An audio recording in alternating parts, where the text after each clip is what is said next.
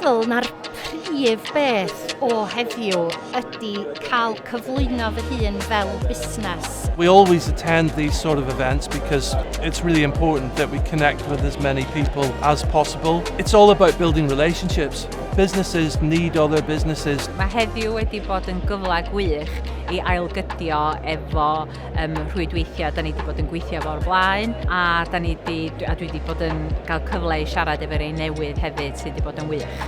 This is the first Meet the Buyer event I've done, but I've had success today. This event allows us to speak to a lot of people. You're talking to a lot of key people in a short space of time. If you can hear in the background, it's that steady noise and hum, and that is people actually meeting and talking to each other. Attending events like this is a really good opportunity to network, get to know people, names, faces. It's a really good starting point, and just to see how people promote their opportunities as well and where to find them. I've also made a couple of connections with builders and developers, and it's been a bit of a struggle to find developers locally, so this event's been fantastic for that.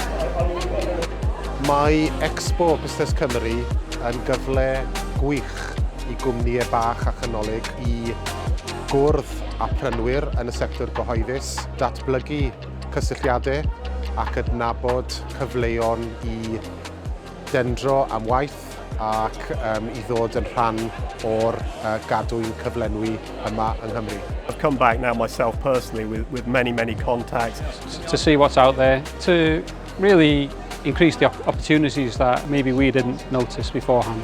Just come along. You've got so many business support organisations in one place. It's been a brilliant event.